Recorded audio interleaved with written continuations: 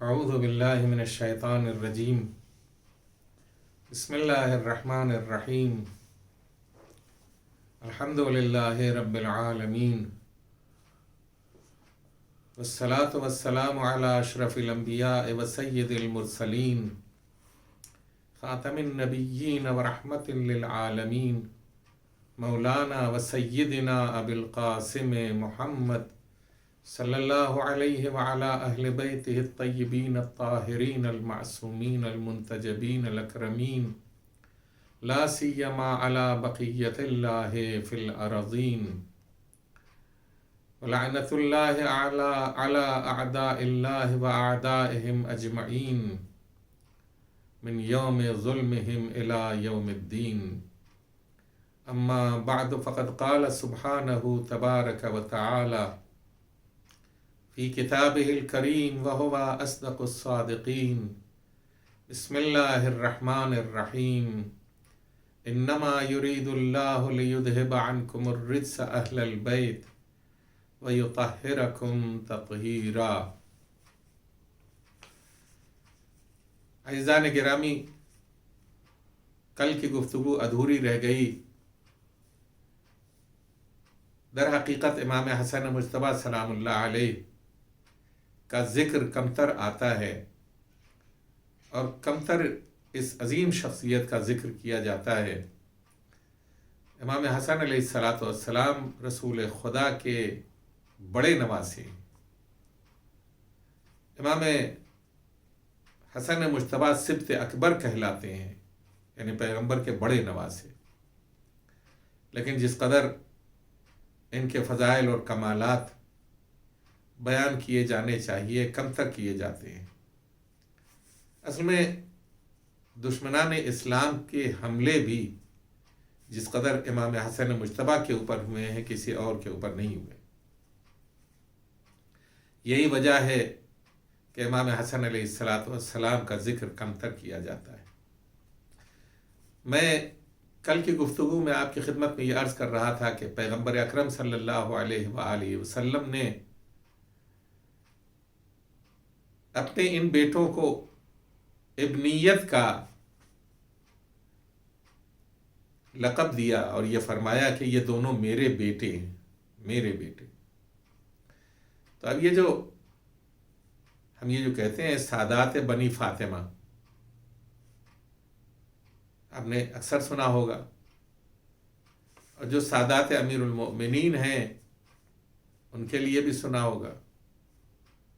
تو یہ جو سادات امیر المؤمنین ہیں وہ جناب فاطمہ زہرا سلام اللہ علیہا سے منسوب نہیں ہے، اور جو سادات بنی فاطمہ ہیں ان کی افضلیت، ان کا شرف اور ان کی کرامت سب سے زیادہ ہے۔ براہ راست پیغمبر اکرم صلی اللہ علیہ وآلہ وسلم سے منسوب ہونے کا شرف انہیں حاصل ہے، اسی لیے انہیں سادات بنی فاطمہ کہا جاتا ہے۔ یہ دو الگ الگ سادات امیر المؤمنین، بنی امیر المؤمنین اور سادات بنی فاطمہ، یہ اپنی جگہ کے اوپر الگ الگ امتیاز رکھتے ہیں۔ حالانکہ سادات بنی امیر المؤمنین میں جناب قمر بنی ہاشم، جناب ابو الفضل العباس جیسی عظیم شخصیت موجود ہے، اور دوسری شخصیتیں بھی، لیکن سادات بنی فاطمہ کا جو شرف حاصل ہے وہ یہ ہے کہ سلسلہ امامت آپ ہی کی نسل میں ہے۔ جتنے حجت الہی ہیں صبح قیامت تک وہ جناب فاطمہ زہرا سلام اللہ علیہا کی اولاد میں سے ہیں۔ سادات بنی فاطمہ ہی وہ ہیں کہ جو سورہ کوثر کی تفسیر کرنے والی ہے۔ یہی وجہ ہے کہ پیغمبر اکرم صلی اللہ علیہ وآلہ وسلم انہیں اپنی ابنیت میں شمار کرتے ہیں، اور یہی نہیں بلکہ قرآن کریم بھی اس کی تائید کرتا ہوا نظر آتا ہے، اور اس اعتبار سے تائید کرتا ہوا نظر آتا ہے کہ آپ نے بارہا سنا ہے کہ جب نصارائے نجران پیغمبر اکرم صلی اللہ علیہ وآلہ وسلم سے بحث کرنے کے لیے آئے دین کے سلسلے میں، اور پیغمبر نے ان کو 2-3 دن تک مسلسل سمجھایا اور قرآن کی دلیلیں پیش کیں، لیکن وہ اپنی بات کے اوپر ڈٹے رہے تو انہوں نے کہا ٹھیک ہے، مباہلے کا ایک دن معین کیا جاتا ہے، اور اس کے بعد پروردگار عالم نے یہ وحی نازل کی، فقل فمن حاجک فیہ ما جاءک من العلم فقل تعالوا ندعو ابناءنا وابناءکم ونساءنا ونساءکم وانفسنا وانفسکم ثم نبتہل فنجعل لعنت اللہ علی الکاذبین۔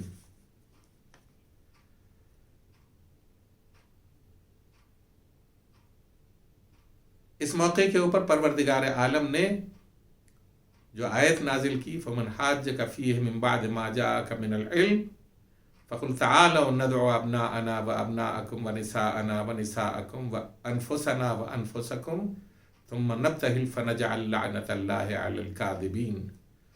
پیغمبر صادق، پیغمبر عظیم، پیغمبر ختمی مرتبت جو قرآن کی تعلیم کے اوپر عمل کرتے ہیں اور قرآن کی آیتوں کے اوپر بالکل ویسے ہی عمل کرتے ہیں کہ جیسے حکم الہی نازل ہوا، تو آپ نے کیا کیا؟ ابناءنا کی جگہ کے اوپر آیا امت میں سے کسی بچے کو لیا؟ امت میں سے کسی اور بچے کو لیا؟ نہیں، امت کے کسی گھرانے سے کوئی بچہ نہیں لیا، اولاد فاطمہ کو منتخب کیا، اور اس طرح سے منتخب کیا کہ پیغمبر اکرم صلی اللہ علیہ وآلہ وسلم سے یہ کہا گیا کہ تم اپنے بیٹوں کو لاؤ۔ ہم اپنے بیٹوں کو لاتے ہیں، نصارہ اپنے بیٹوں کو لے کر کے آئے، ہم اپنے بیٹوں کو لے کر کے آتے ہیں۔ اور یہ جو بیٹے کہے گئے کس کی طرف، یہ کون حضرات ہیں؟ یہ امام حسن علیہ السلام ہیں اور امام حسین علیہ السلام ہیں۔ نساءنا میں جناب فاطمہ زہرا سلام اللہ علیہ ہیں۔ انفسنا میں یہاں گنجائش نہیں ہے کہ مزید گفتگو کی جائے کہ نساءنا میں تنہا جناب فاطمہ زہرا سلام اللہ علیہ خدا کی نگاہ انتخاب میں ٹھہرتی ہیں، اور انفسنا میں کہ نفس رسول خدا صلی اللہ علیہ وآلہ وسلم کون ہے، اس میں تنہا ذات امیر المومنین علی ابن ابی طالب علیہ السلام نظر آتے ہیں۔ تو یہ ابناء رسول ہیں قرآن کی روشنی میں بھی، ابناء رسول ہیں احادیث کی روشنی میں بھی۔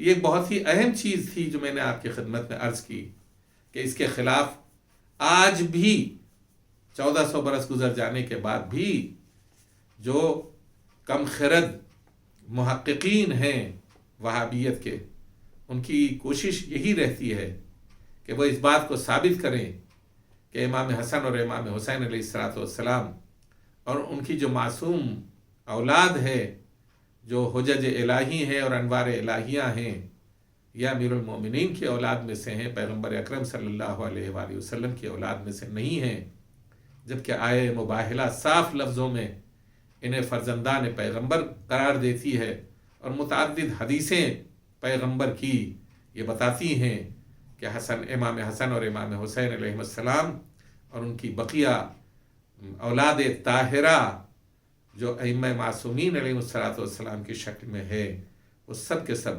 فرزندان پیغمبر اکرم صلی اللہ علیہ وآلہ وسلم۔ میں ایک حدیث آپ کی خدمت میں عرض کرنا چاہتا ہوں جس سے پوری سیرت امام حسن مجتبیٰ اور سیرت پیغمبر اکرم صلی اللہ علیہ وآلہ وسلم ایک نظر آتی ہے۔ پیغمبر اکرم صلی اللہ بہار کی 28ویں جلد میں یہ حدیث نظر آتی ہے، ارشاد ہوتا ہے کہ اما الحسن فإنه ابنی، اب جو حسن ہیں یہ میرا بیٹا ہے، وولدی، اور میرا فرزند ہے۔ ولد بچے کو کہتے ہیں، اپنا بچہ جو مجھ سے پیدا ہوا ہے، ولدی میرا بیٹا ہے، ابنی میرا پسر ہے، وولدی اور میرا بیٹا ہے، ومنی اور مجھ سے ہے. دیکھ رہے ہیں آپ، یہ تین صفتیں ہیں جو امام حسن مجتبیٰ سلام اللہ علیہ سے متعلق پیغمبر اکرم صلی اللہ علیہ وآلہ وسلم نے ارشاد فرمائی. وَقُرَّةُ عَيْنِي، اور میری آنکھوں کی ٹھنڈک ہے. کسے کہا جاتا ہے؟ اپنی اولاد کو کہا جاتا ہے. وَضِيَاءُ قَلْبِي، اور میرے دل کی روشنی ہے، میرے دل کا نور ہے. وَثَمَرَةُ فَوَادِي، اور میرا میوہ دل ہے. وَهُوَ سَيِّدُ شَبَابِ أَهْلِ الْجَنَّةِ، اور وہ جنت کے جوانوں کا سردار ہے. وَحُجَّةُ اللَّهِ عَلَى الْأُمَّةِ، اور امت کے اوپر اللہ کی حجت ہے. دیکھیں یہ منصب ہے، اور یہ ایسا منصب ہے کہ یہ کہا جائے کہ صاحب ایک منصبدار جب اپنی جگہ چھوڑ دیتا ہے تو دوسرا منصبدار آتا ہے اور پھر اسے وہ منصب دیا جاتا ہے. لیکن حجت الہی پیغمبر اسلام ہیں، حجت الہی امیر المومنین ہیں، اور امام حسن علیہ السلام کے لیے یہ فرمایا جا رہا ہے حجت اللہ علی الامہ، یہ امت کے اوپر اللہ کی حجت ہیں. یعنی پیغمبر اکرم صلی اللہ علیہ وآلہ وسلم کی رسالت کے موقع کے اوپر بھی امیر المؤمنین حجت الہی ہیں. پیغمبر اکرم صلی اللہ علیہ وآلہ وسلم کی رسالت کی زندگی میں امام حسن مجتبیٰ حجت اللہ قرار دیے گئے. پیغمبر نے قرار دیا ہے، ہم نے اور آپ نے قرار نہیں دیا. امام ہیں، اور ہر اعتبار سے امام ہیں. ہما امامان قاما او قعدا، الحسن والحسین امامان قاما او قعدا. حسن و حسین دونوں امام ہیں، چاہے وہ صلح کریں چاہے وہ جنگ کریں. تو حیات پیغمبر میں بھی یہ حجت الہی ہے. امرہ امری، امام حسن مجتبیٰ علیہ السلام کا حکم میرا حکم ہے. یہ نہیں کہا امری امرہ، بلکہ فرمایا امرہ امری، اس کا کہا ہوا یا اس کا حکم میرا حکم ہے. اس نے اگر کوئی حکم دے دیا ہے تو یہ اس کا حکم نہیں ہے بلکہ میرا حکم ہے. وَقَوْلُهُ قَوْلِي، یہ بہت ہی عجیب چیز ہے کہ جو اس ترتیب سے پیغمبر اکرم صلی اللہ علیہ وآلہ وسلم بیان فرما رہے ہیں. یہ نہیں فرمایا کہ امری امرہ قولی قولہ، بلکہ فرمایا امرہ امری، اس کا حکم میرا حکم ہے اور اس کا کہا میرا کہا ہے، یعنی اس کا قول میرا قول ہے. من تبعہ فإنہ منی. وقت تنگ ہے، کچھ باتیں اور آپ کی خدمت میں عرض کرنا چاہتا ہوں. اب اگر امر کر دے امام حسن علیہ السلام اور ہم اس سے انکار کریں تو گویا ہم امر رسالت سے انکار کر رہے ہیں. اگر ہم قول امام حسن مجتبیٰ سے انکار کر رہے ہیں تو گویا ہم قول رسالت سے انکار کر رہے ہیں. یہ بہت ہی اہم چیز ہے کہ جس کی طرف یہ حدیث توجہ دلا رہی ہے. وَمَن تَبِعَهُ فَإِنَّهُ مِنِّي، اور جو میرے لال حسن کی پیروی کرتا ہے وہی وہ مجھ سے ہے. جو میرے لال حسن کی پیروی کرتا ہے وہ مجھ سے ہے، اور جو پیروی نہیں کرتا وہ مجھ سے نہیں ہے. اس کا مفہوم یہ نکلتا ہے. وَمَنْ عَصَاهُ فَلَيْسَ مِنِّي، اور جو اس کی معصیت کرتا ہے، اس کی نافرمانی کرتا ہے وہ مجھ سے نہیں ہے. یہ صاف لفظوں میں پیغمبر اکرم صلی اللہ علیہ وآلہ وسلم نے فرمایا. اور اس کی ترتیب جو بتاتی ہے وہ یہ بتاتی ہے کہ جیسے ایک دوسری حدیث میں کہا الحسن منی وانا منہ، حسن مجھ سے ہے اور میں حسن سے ہوں. جیسے امام حسین علیہ السلام کے لیے فرمایا حسین منی وانا من حسین، حسین مجھ سے ہے اور میں حسین سے ہوں۔ اسی طرح فرمایا الحسن منی و انا من، حسن مجھ سے ہے اور میں حسن سے ہوں۔ تو اب یہ جو دونوں طرف کی بات ہے، اس کو جو اہمیت دی جا رہی ہے پیغمبر کی اس حدیث میں، وہ اہمیت یہ دی جا رہی ہے کہ میرا قول اس کا قول نہیں ہے، میرا امر اس کا امر نہیں ہے، اس کا امر میرا امر ہے، اس کا قول میرا قول ہے، اس کی پیروی کرنے والا مجھ سے ہے اور اس کی نافرمانی کرنے والا مجھ سے نہیں ہے۔ یہ ہے فضائل امام حسن مجتبیٰ سلام اللہ علیہ۔ بہت سے فضائل ہیں، بہت سے کمالات ہیں کہ جو امام حسن علیہ السلام سے پیغمبر کی نسبت ظاہر ہوئے ہیں۔ پیغمبر اکرم صلی اللہ علیہ وآلہ وسلم نے انہیں جو کمال عطا کیا، دوش کے اوپر سوار کیا، حسن ایک طرف دوش پہ سوار ہیں، حسین ایک طرف دوش کے اوپر سوار ہیں۔ کہنے والا یہ کہتا ہے بچوں کتنی اچھی تمہاری سواری ہے کہ تم دوش پیغمبر کے اوپر سوار ہوئے ہو، اور پیغمبر یہ فرماتے ہیں کہ یہ کیوں نہیں کہتے کہ کتنے اچھے سوار ہیں کہ جو زینت بن رہے ہیں دوش پیغمبر کی، کتنے اچھے سوار ہیں جو زینت دوش پیغمبر بنے ہوئے ہیں۔ زینت دوش پیغمبر ہونا کوئی معمولی بات نہیں ہے۔ اگر انسان تصور کرے اور انسان رسول کی عظمت اور ان کے کمال کا اندازہ لگائے، یہ رسول صاحب معراج ہے، معراج کی منزل کا تصور کیجئے، حضور پیغمبر کو محسوس کیجئے، دوش پیغمبر کی بلندی کو محسوس کیجئے۔ پیغمبر معراج میں ہیں، ان کے دوش کے اوپر امام حسن مجتبیٰ اور امام حسین علیہ السلام ہیں۔ تو آپ سوچئے کہ صاحب معراج کی معراج اپنی جگہ کے اوپر ہے، اور حسن و حسین کی معراج بلندتر درجہ رکھتی ہے، اس لیے کہ دوش پیغمبر کے سوار ہیں۔ یہ چیزیں غور کرنے کی ہیں اور توجہ کرنے کی ہیں۔ کردار پیغمبر امام حسن مجتبیٰ سیرت پیغمبر اکرم صلی اللہ علیہ وآلہ وسلم سے کامل طور سے ہم آہنگ نظر آتا ہے۔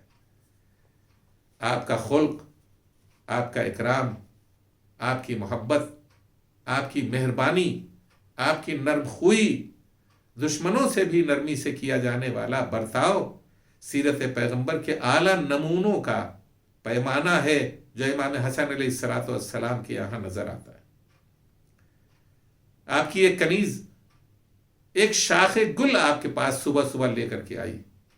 کنیز اسے کہتے ہیں کہ جسے اس زمانے میں انسانوں کو خریدا اور بیچا جاتا تھا، اور اسلام نے اسے منع کرنے کے لیے بار بار تاکید کی کہ کسی نہ کسی ذریعے سے، بہانے سے تم انسانوں کو آزاد کرو، غلام نہ بناؤ۔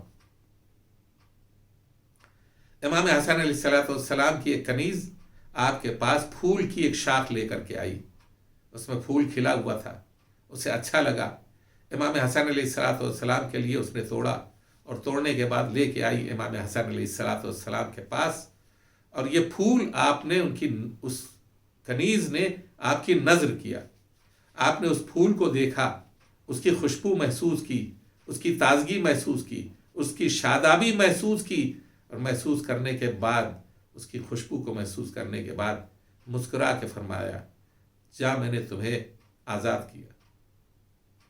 راوی یہ کہتا ہے کہ میں بیٹھا ہوا تھا، مجھے حیرت ہو گئی، انتہائی حیرت ہو گئی کہ ایک کنیز امام حسن علیہ السلام کے پاس پھول کی ایک شاخ لے کر کے آئی، اور امام نے اس کے بدلے میں اسے آزاد کر دیا۔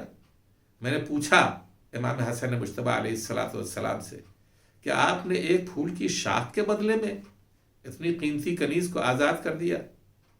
کہا کہ خداوند عالم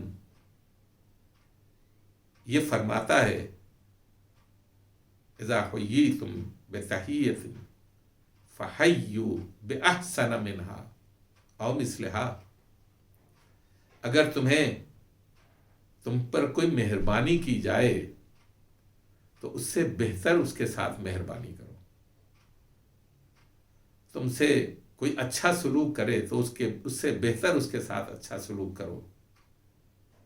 لہذا میں نے یہی عمل کیا جو قرآن کی آیت نے ہمیں حکم دیا تھا. یہ عجیب سیرت ہے امام حسن مجتبیٰ سلام اللہ علیہ کی. اسی سے متصل ایک واقعہ اور آپ کی خدمت میں عرض کرنا چاہتا ہوں، اور وہ واقعہ یہ ہے کہ ایک غلام،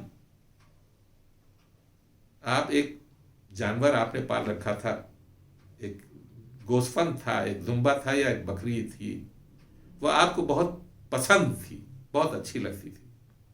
لہذا آپ اس کے اوپر ہاتھ بھی پھیرا کرتے تھے، اس سے شفقت کیا کرتے تھے. ایک روز دیکھا کہ وہ پڑی ہوئی ہے زمین کے اوپر. جب قریب گئے تو دیکھا کہ اس کا پاؤں ٹوٹا ہوا ہے. آپ نے لوگوں سے پوچھا کہ اس اچھی خاصی بکری کا پاؤں کس نے توڑا؟ تو ایک غلام نے آگے بڑھ کے کہا کہ میں نے توڑا اس کا پاؤں. کہا تم نے کیوں توڑا اس کا پاؤں؟ کہا میں آپ کو اذیت پہنچانا چاہتا تھا، آپ کو رنجیدہ کرنا چاہتا تھا، آپ کو تکلیف دینا چاہتا تھا، اس لیے میں نے اس کا پاؤں توڑ دیا، اس لیے کہ یہ جانور آپ کو پسند تھا. امام حسن مجتبیٰ مسکرائے اور مسکرانے کے بعد فرمایا کہ لیکن میں تیرے ساتھ یہ سلوک نہیں کروں گا، بلکہ اس سے اچھا تیرے ساتھ سلوک کروں گا. اور مسکرا کے فرمایا جا میں نے تجھے آزاد کر دیا. غلام تھا، خریدا ہوا تھا، اس نے آپ کو اذیت پہنچانا چاہی، لیکن آپ نے اس کے دل کو خوش کر دیا اور اسے خدا کی راہ میں آزاد کر دیا.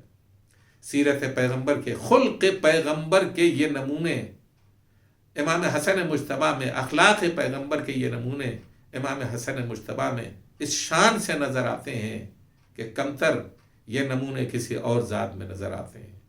اسی لیے پیغمبر اکرم صلی اللہ علیہ وآلہ وسلم نے یہ فرمایا کہ یہ میرے دونوں بیٹے سر سے لے کر کمر تک حسن مجتبیٰ مجھ سے مشابہ ہیں، اور کمر سے لے کر قدموں تک حسین مجھ سے مشابہت رکھتے ہیں، اور یہ دونوں میرے بیٹے میرے وجود اور میری سیرت اور میرے کردار کا نمونہ ہیں.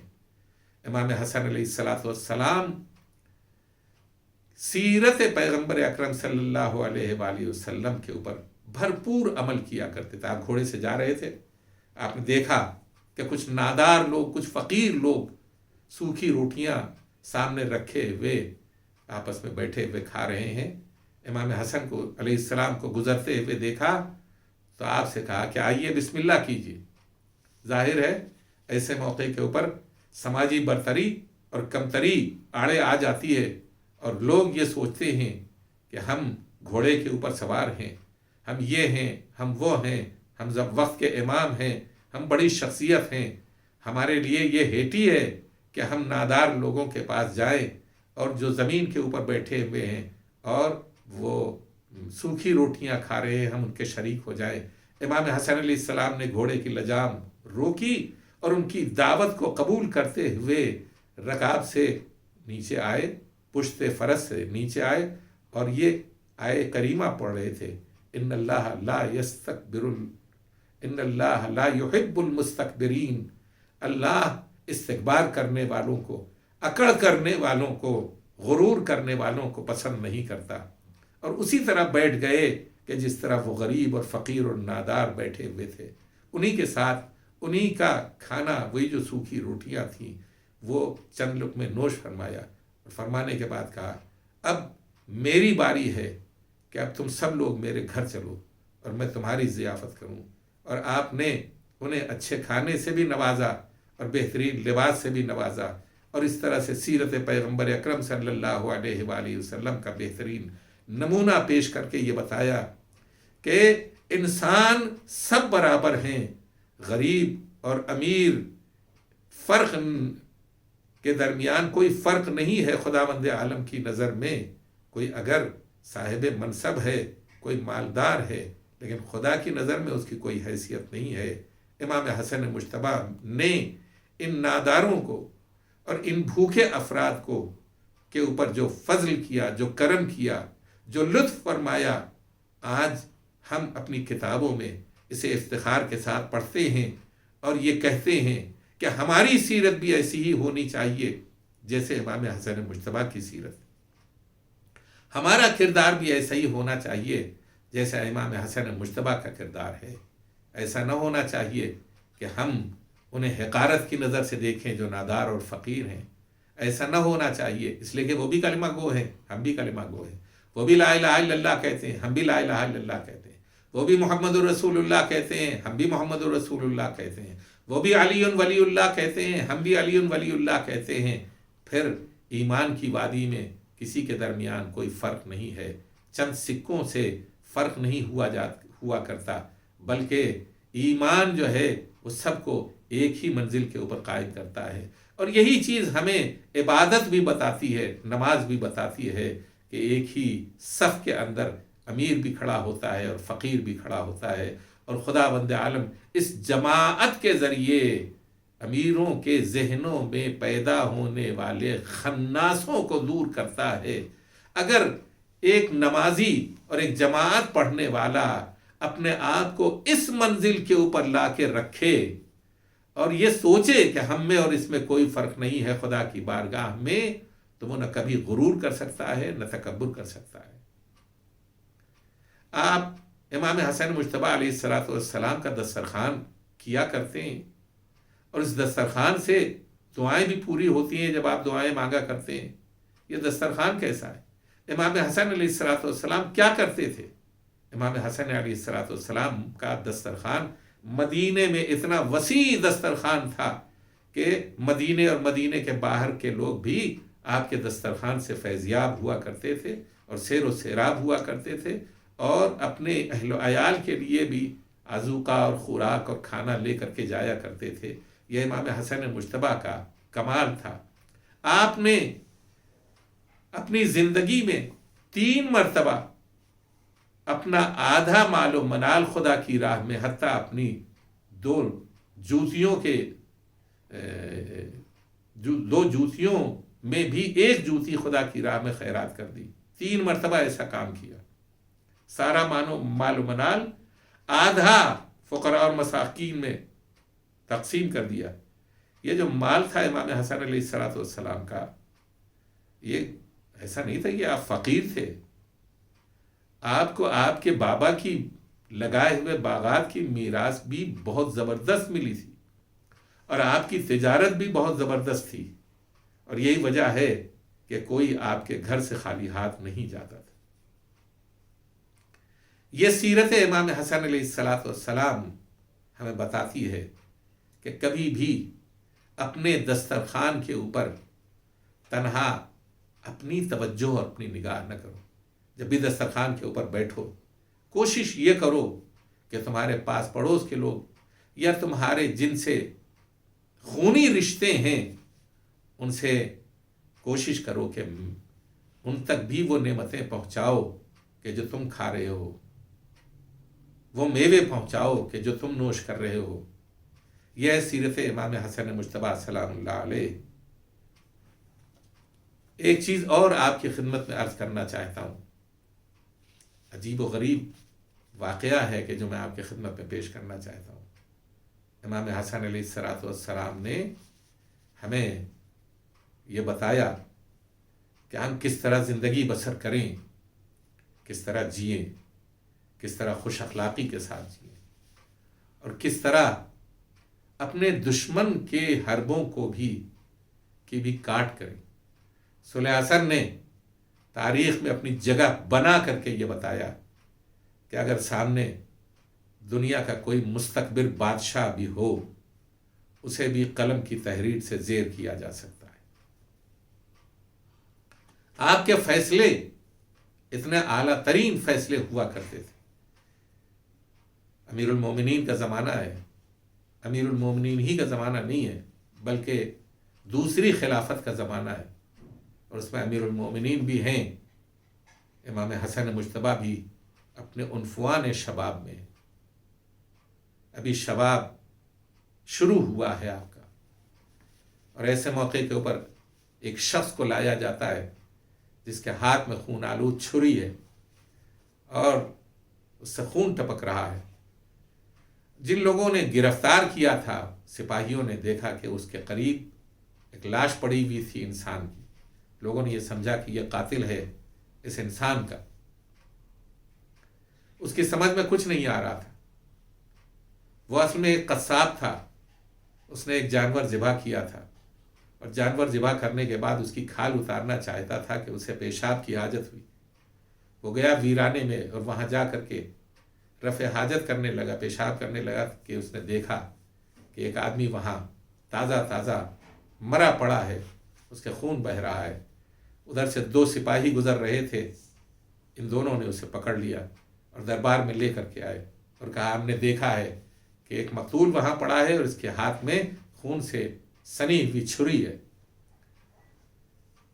دربار نے یہ فیصلہ سنا دیا کہ اسے قتل کر ڈالا جائے. قتل کا بدلہ قتل ہے. تھوڑی دیر گزری تھی کہ یہ خبر پھیل گئی چاروں طرف، اور جب خبر پھیل گئی جو اصل قاتل تھا وہ آیا، اور آنے کے بعد اس نے دربار میں یہ کہا کہ وہ قاتل نہیں ہے بلکہ میں قاتل ہوں. اب مسئلہ بہت ہی گجلک ہو گیا. لوگ پریشان ہوئے کہ یہ قاتل ہے یا یہ قاتل. یہ جو قاتل پہلا ہے جو لایا گیا ہے اس کے تو 2 گواہ موجود ہیں، اور یہ کہہ رہا ہے کہ میں نے قتل کیا، اس نے قتل نہیں کیا. تو اس سے پوچھا گیا کہ یہ تمہارے ہاتھ میں خون سے سنی ہوئی چھری کیسی ہے؟ کہا میں نے جانور ذبح کیا تھا اور اس کی کھال اتارنے کے پہلے ویرانے میں گیا تھا رفع حاجت کرنے کے لیے، استنجا کرنے کے لیے، کہ میں نے دیکھا کہ وہاں ایک مقتول پڑا ہوا ہے اور یہ سپاہی مجھے پکڑ کر کے لے آئے، اور میرے پاس کوئی ثبوت نہیں ہے کہ میں بتاؤں کہ میں نے قتل نہیں کیا ہے. وہ جو اصل قاتل تھا وہ آیا. قضیہ اس نے یہ کہا کہ میں ہی قاتل ہوں، یہ قاتل نہیں ہے. قضیہ امیر المومنین کے پاس لایا گیا اور امیر المومنین نے اس قضیے کو امام حسن مجتبی علیہ السلام کے حوالے کیا کہ مجھ سے نہ پوچھو، میرے بیٹے میرے فرزند امام حسن مجتبی سے پوچھو کہ یہ فیصلہ کریں گے.